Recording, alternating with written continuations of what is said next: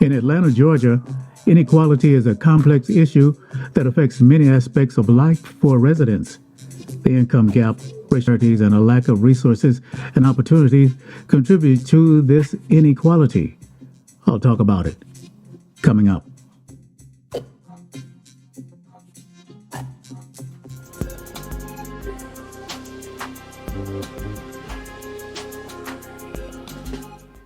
This is KRT, Critical Race Theory.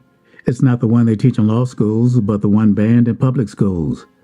Among U.S. cities with more than 100,000 population, Atlanta has the highest Gini coefficient.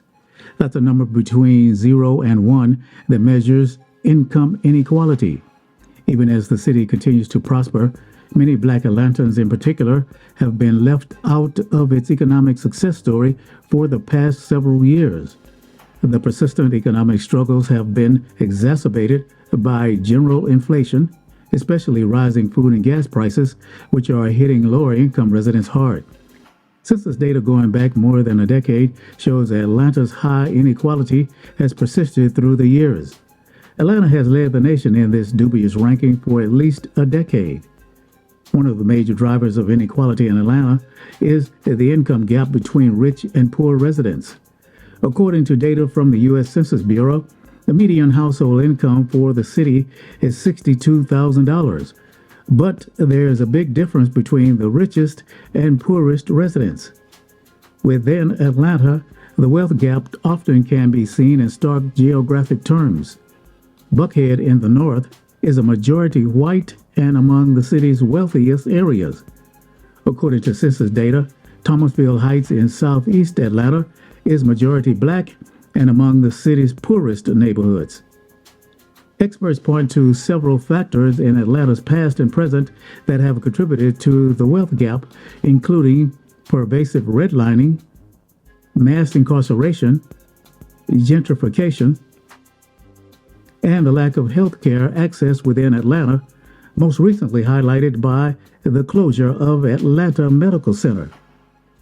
The top fifth of households in Atlanta have an average income of $151,000, while the bottom fifth have an average income of just $11,000. This gap has been growing in recent years, and it has resulted in a large number of residents living in poverty or near poverty. Racial imbalances also play a significant role in inequality in Atlanta. The city is majority Black, and Black residents are disproportionately affected by poverty, unemployment, and lack of access to resources and opportunities. For example, the poverty rate for Black residents in Atlanta is more than double that of white residents. Additionally, Black residents are more likely to live in neighborhoods with high crime rates and poor-performing schools, which can make it more difficult for them to access the resources and opportunities they need to succeed.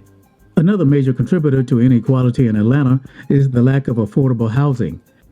The city has seen a dramatic increase in housing costs in recent years, and many low-income residents are unable to afford to live in the city. This has led to a rise in evictions and homelessness, and it has made it more difficult for residents to access services and opportunities that can help them improve their lives. The lack of access to quality health care is also a major issue for many residents in Atlanta, particularly those in low-income and minority communities.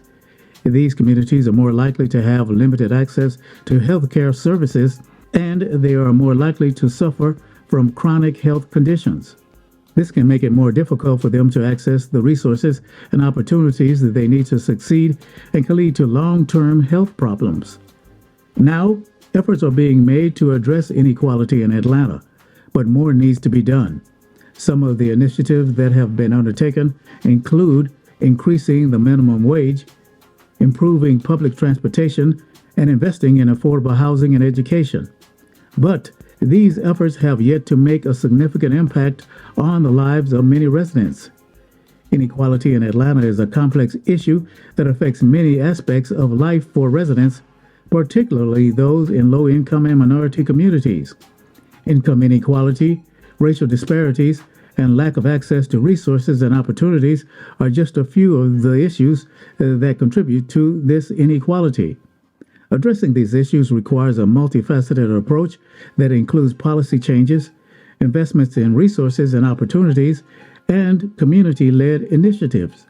Basically, there is a need to get to the root causes of inequality and to ensure that all residents have the opportunities to succeed and achieve their full potential.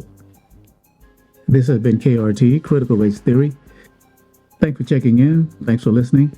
Please like and subscribe, and we'll see you next time.